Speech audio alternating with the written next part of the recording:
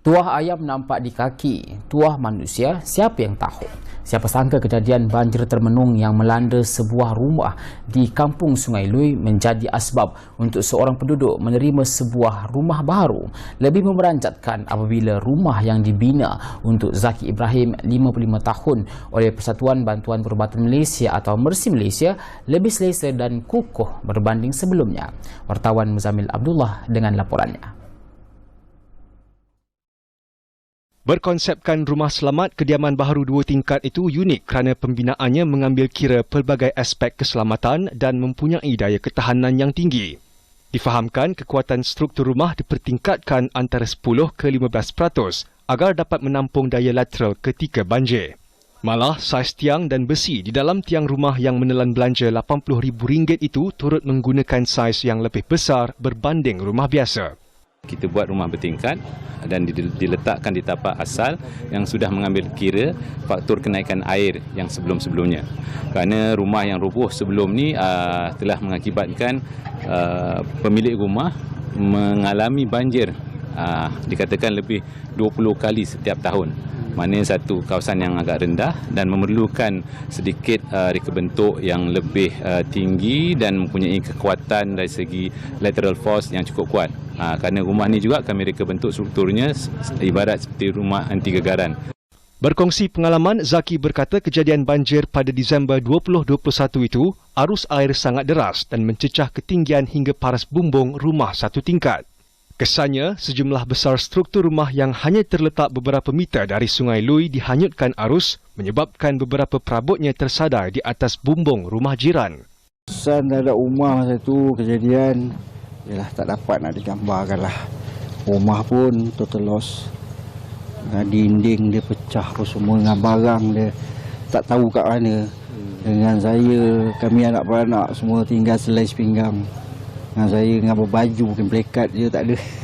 Plekat ada, baju tak ada. Sampai ke siang besok barulah adalah insan-insan yang bagi untuk kita pakai kan. Menerima rezeki tanpa disangka, hadiah paling bermakna dalam hidupnya, apatah lagi tempat berteduh berkenaan adalah percuma. Dan pastinya beliau menghargai kesungguhan semua pihak yang membantu, khususnya Mercy Malaysia dan penyumbang utama, Monlika. Walaupun dibina bagi menahan impak bencana banjir puing, struktur rumah berkeluasan 840 kaki persegi itu masih mengekalkan ciri utama rumah konvensional seperti ruang tamu, tandas, dapur dan 3 bilik tidur. Reka bentuk rumah tersebut mirip rumah pasak tradisional yang mana tingkat atas berfungsi sebagai ruang utama bagi tujuan tempat tinggal, manakala tingkat bawah disediakan ruang kosong untuk kegunaan pelbagai aktiviti seperti memasak dan beriadah pada waktu lapang dan membolehkan air lalu ketika bencana bah melanda. Jikalau anda lihat di hadapan rumahnya, anda boleh lihat perbezaan daripada ketinggian paras longkang di mana paras longkang dahulu adalah jauh lebih rendah.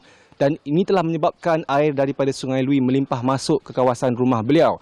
Dan selepas berlakunya banjir pada tahun 2021, selain daripada membina rumah selamat ini, pihak Mercy Malaysia telah bertindak meninggikan kawasan paras longkang agar permukaannya selaras dengan jalan yang berada di hadapan rumah.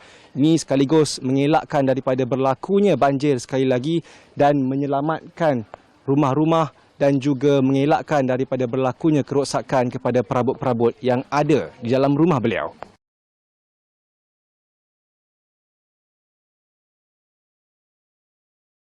Selepas tahun setengah, bencana banjir tersebut masih terpahat dalam minda penduduk Hulu Langat serta membuka mata pelbagai pihak untuk segera membuat persediaan awal.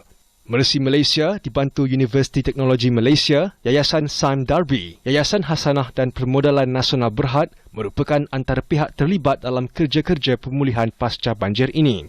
Antara usaha yang sedang dilaksanakan adalah Bengkel Makmal Hidup Daya Tahan atau Resilience Living Lab serta inisiatif kesiapsiagaan dan pembangunan daya tahan masyarakat dalam aspek pengurangan dan pengurusan risiko bencana.